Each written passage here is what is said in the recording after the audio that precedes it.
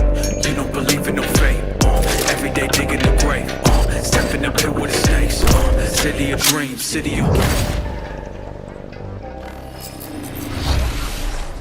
Hello and welcome to this, the very first episode of Night City Wire, a brand new series from us at CD Projekt Red where we'll be talking about all things Cyberpunk 2077. For today's episode, we'll be starting with a brand new trailer. One of our developers will be joining us to help unpack everything you're going to see. We'll have some news, an announcement about a secret collaboration. We'll be taking a look at some braindance gameplay and welcoming back our developers just to have a chat about everything you're going to see. But there is one more thing.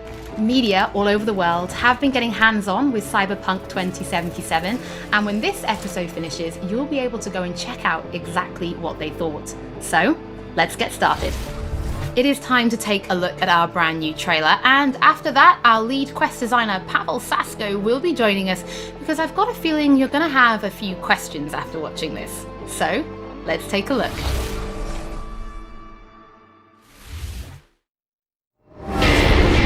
Love this town, the city of endless opportunity. Ready to get your cherry popped? Yeah, come on! City like any other, just bigger. Nah, mano, not just any other city. Legends are born here. The major leagues. We're only here because Dex is pulling the strings. Doubt that puts us in the same league as them. But we are, they just don't know it yet.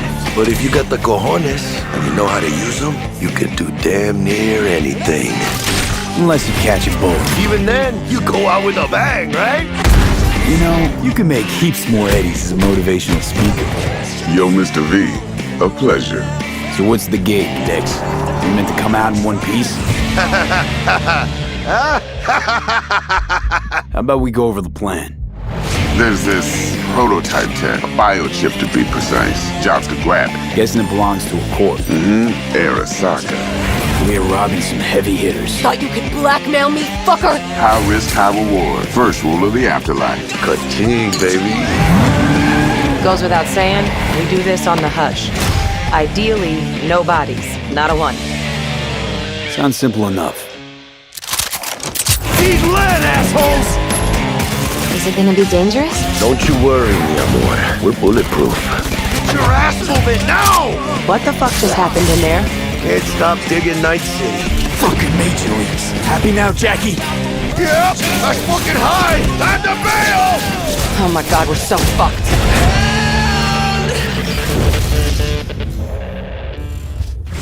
Dex, what the fuck?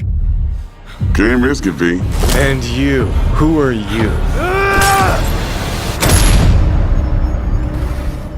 Fuck.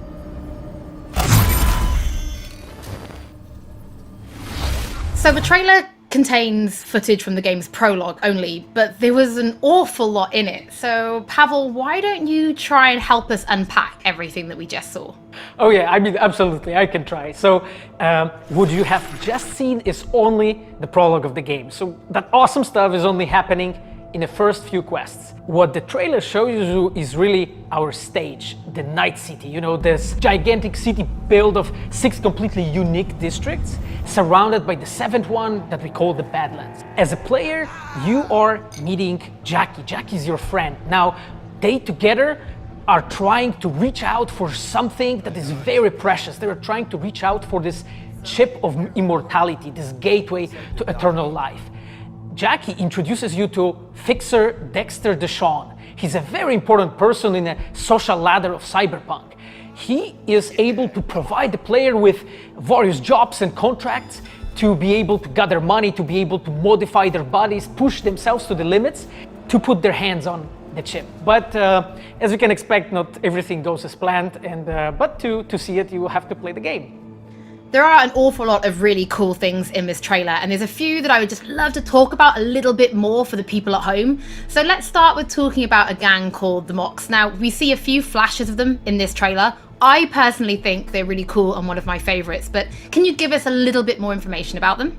Oh yes, so the Mox is one of the gangs that player is going to interact with throughout the game. The Mox is the gang that has been formed in 2076 after death of Elizabeth Borden. She was called Lizzie. Now, she was an owner of a brothel and former sex worker, and she was protecting working guys and girls from harassment, from abuse, and the gang is really continuing her mission. And as a player, you are going to interact with that gang, meet multiple different NPCs, and craft your own relationship with them, and understand what they are all about. So earlier on, you did mention a 7th district, a place called the Badlands. Now, we saw a few shots of this in the trailer, but I'd love for you to give us a bit more detail about the district outside of the city walls. Okay, so the Badlands is this like dead, dried out space going around the whole Night City. And as a player, you'll be able to traverse that space in your car or motorcycle. This is a space that is inhabited by the nomads. Nomads are living in different families and they are traveling across that space in convoys made out of the cars and motorcycles. And as a player, you'll be able to traverse and access different type of open world content that has been prepared specifically for you to get that awesome feel of the Badlands as an area. In the trailer, we also saw like a completely metal creature. Now, he didn't look like he was from the Maelstrom gang. This looked like something else. So please tell the people at home, who is this giant metal monster? Okay, so that big dude, that was Adam Smasher. He has been introduced in pen and paper in Cyberpunk 2020 by our senpai Mike Pondsmith. Adam Smasher is a fully converted cyborg. He was always a loyalist of Arasaka. And time has changed, and in 2077 he had to find his own space in Night City. But to find out, you'll have to play the game. In this trailer, we do see some flashes of a Ripper Doc called Victor Vector. I think if people have watched our previous gameplays, they might remember him. But I'd really like for you to give the people at home some more information about what Ripper Docs are and how they'll be interacting with them when they play Cyberpunk. So Ripper Docs in our game, they are surgeons. They are like a specific type of a job in the social ladder of Cyberpunk. They are accustomed and specialized in replacing limbs to the metal ones. They can basically update your body, enhance your body, change you into this walking war machine. And as a player, you are going to meet different kind of Ripper Docs in the game, craft your own relationship with them. Some of them are like important characters for a story. Through that, you will invest eddies that you're gathering to turn your body into this tool that allows you to survive on the streets of Night City. Pavel, thank you so much for joining us. I know you'll be back later in the episode because you're going to be helping us to analyze the Braindance gameplay. But before that, we do have some news to share.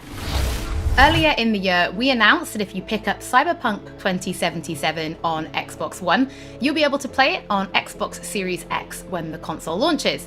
And just in case you missed it, it will be the same for PlayStation players as well. If you pick up Cyberpunk 2077 on PlayStation 4, you'll also be able to play it on PlayStation 5 when the console launches. And that's not all. There will be a free upgrade for Xbox Series X and PlayStation 5, but we'll have more details on that soon. To Night City. Before we reveal our first look at the Braindance gameplay and welcome back our developers for a chat, there is just one more thing we want to announce, something that we've been working on in secret for a while. We are very excited to announce our partnership with Studio Trigger and Netflix to bring you Cyberpunk Edgerunners, a standalone anime set in the Cyberpunk universe, which we've been working on for some time now. Edgerunners is due to launch in 2022, but for some more information, let's go to the team in Tokyo.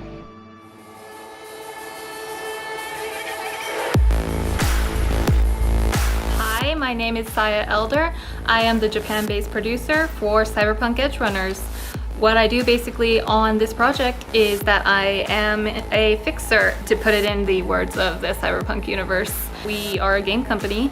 We are a bunch of nerds, and wherever there are nerds, there's going to be anime fans.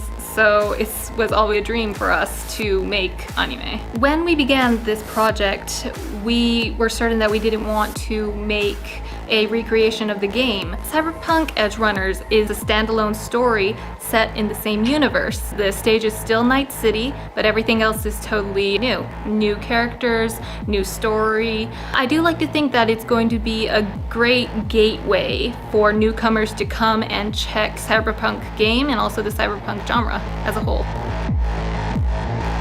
right now we're in Nakano, which is one of the biggest anime meccas of the world. I'm going to take you to Studio Trigger right now because we have the wonderful opportunity to talk to the Dream Team that will be bringing you this anime. こんにちは。トリガーの代表取締役の大塚です。監督の今石です。キャラクターデザインを担当する吉成です。ゲームのサイバーパンクのファンの方、今回初めて触れる方両方に満足していただけるようにアニメを作るつもりです。よろしくお願いします。今回はそのサイバーパンクという僕らが10代の、一ファンにしか過ぎなかった頃に生まれたジャンル、そういうジャンルのものをまた、時代が乱心をして作れるというのが非常に楽しみです。トリガーも10年ということで、監督に今石、キャラクターデザインに吉成というトリガーの最強の布陣で、トリガー10周年にふさわしい作品にしていきたいと思います。お楽しみに。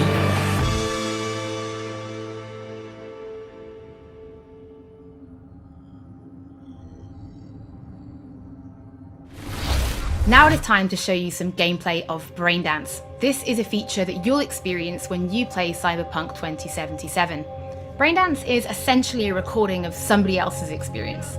It allows you to relive their sense of sight, smell, touch, and even hearing, all thanks to a special device.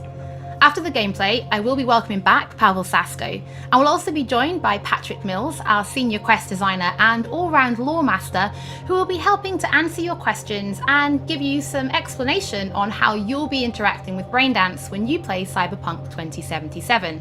So, let's take a look. Plan simple, do nothing odd, don't get creative.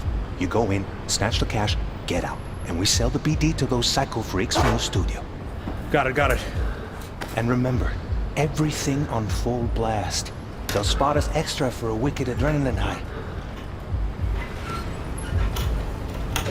Okay, on you go.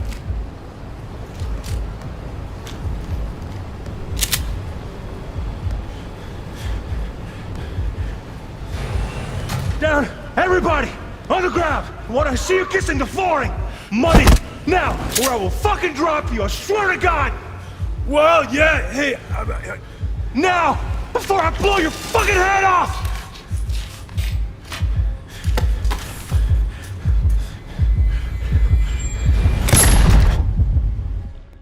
Ah! Slow, deep breaths. Your cortisol and adrenaline spiked, but the soft activated your hormone blockers. Nothing happened. You're alive and well. That was too much. Could feel the guy's pain, his stress, his hope. Hope wrapped up in something else. Mm-hmm. Probably took a booster just before. You'll be fine. Got everything set up? Let's switch over to editing mode.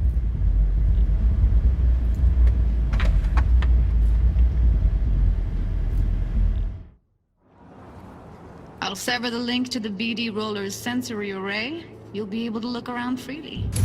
Whole scene's yours. Full cam control in analysis mode, so move around, zoom in and out, whatever else you come up with.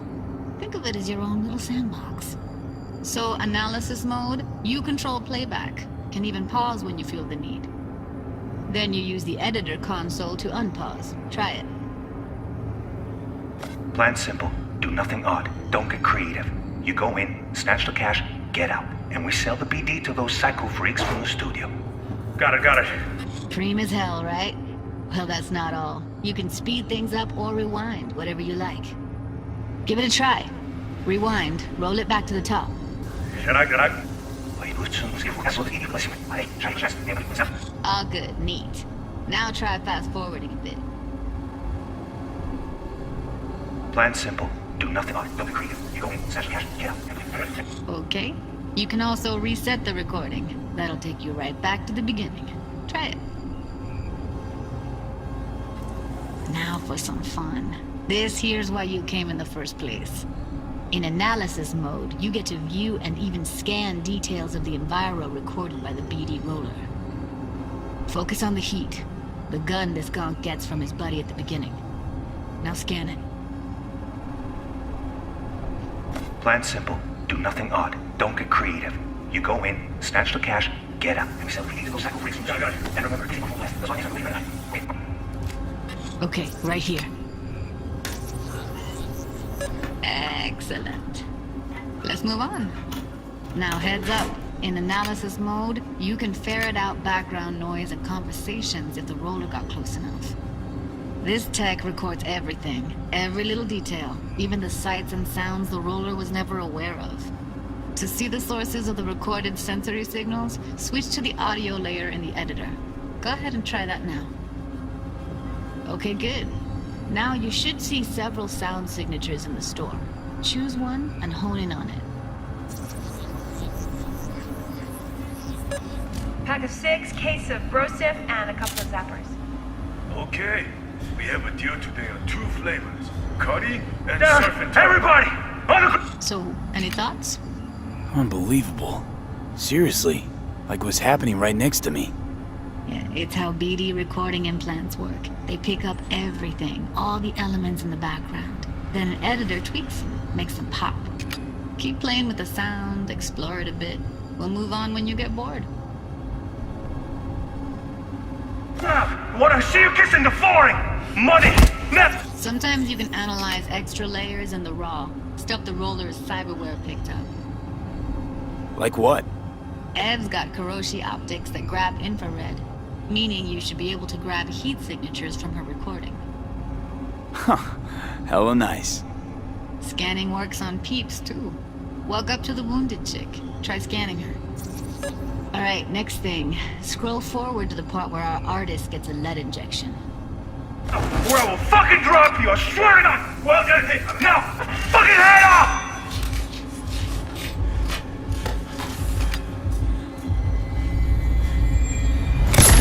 See that? They shot him and he never saw it coming. But you will. Here it comes. My favorite part of the game. See the blinking thing over the entrance? Surveillance cam. Must have caught our shooter. You'll see in a sec. Cam feeds to the screen behind the clerk. Roll back to where the screen's in the kid's field of vision, then scan it.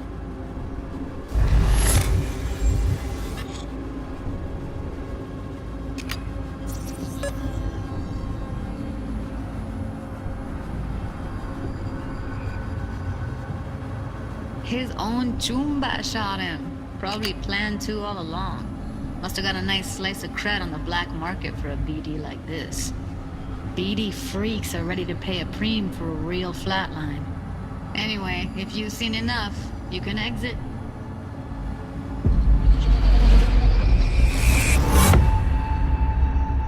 Yeah, it's impressive, right?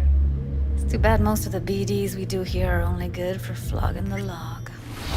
So Braindance is a pretty big part of the Cyberpunk universe. It's not just something used for adult films. There is an awful lot to it.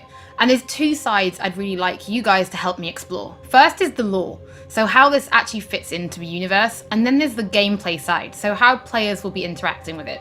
So Patrick, could you tell us more about the lore of Braindance? I would love to. So in the world of Cyberpunk 2077, Braindance was invented way back in the early 2000s at UC Santa Cruz. It was developed as a way of recording a person's experiences and then playing them back for someone else so that they could relive them as though it was happening to them. It was originally used for things like therapy and prisoner rehabilitation, but by 2077 it's become this global media industry, including things like movies, mass entertainment, things like that, video games, some interactive things, and of course adult fare as well.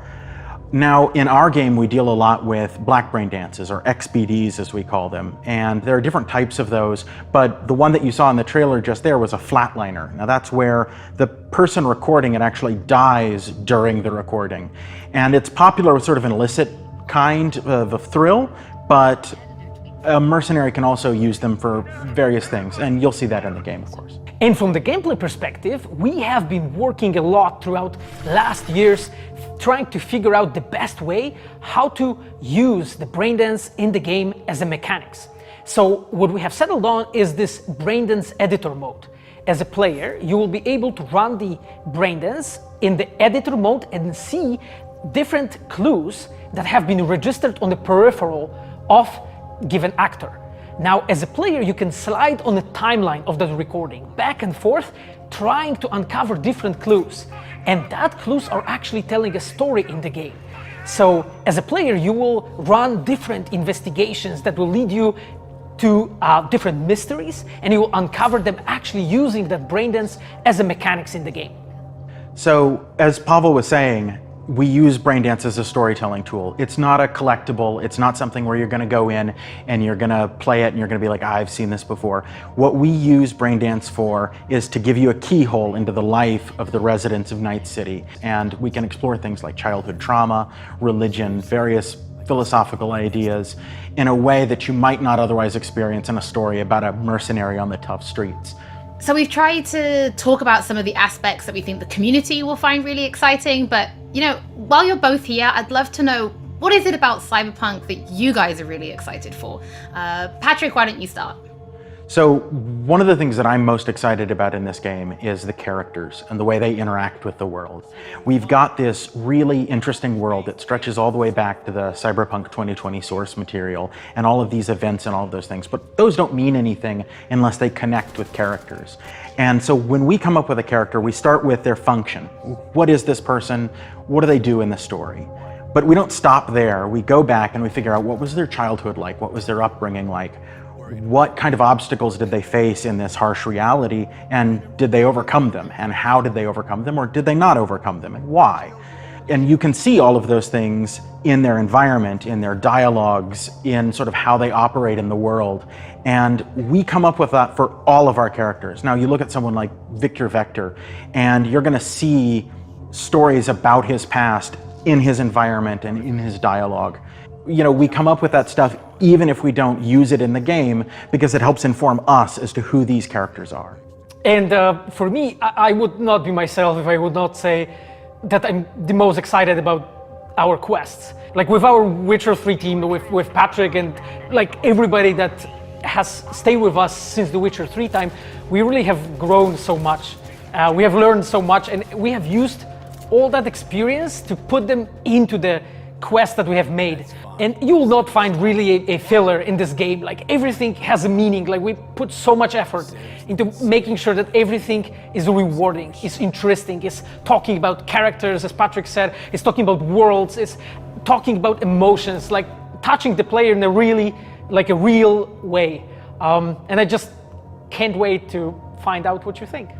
Pavel, I know you mentioned story and quests and writing quests, and when I was last in the studio, I had a look and I saw a notebook on your desk, and I would love for you to show everybody this notebook. Okay, Holly, I mean, you asked for it. So this is my notebook. It says Salsa Quest Designer. The reason is because I dance salsa, and I'm a quest designer, so you know. So I started this notebook actually when we were really starting Cyberpunk. At the very beginning, I wrote like a first note, and it says pretty much something along the lines of that we were starting with a prototype.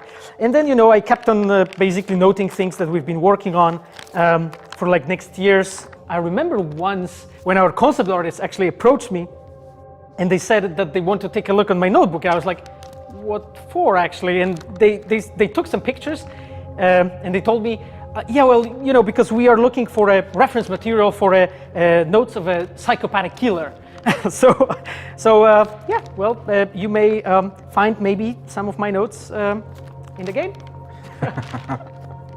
Pavel and Patrick, thank you so much for joining me. I'm pretty lucky because I have read some of the stories that you and the team have written for Braindance, and I'm pretty excited for people to discover them. But before we do finish today's episode, there is just one more thing we'd like to talk about. Earlier in this episode, I mentioned that media have been getting hands-on with the opening of Cyberpunk 2077, and they should be posting their impressions right about now. And if you missed anything from today's episode, don't worry, we'll be uploading everything to our channels very soon. And finally, on behalf of everybody at CD Projekt Red, we just want to say thank you so much for joining us for this very first episode of Night City Wire. But don't worry, we'll be back with episode 2 in just a few weeks. So, we shall see you soon.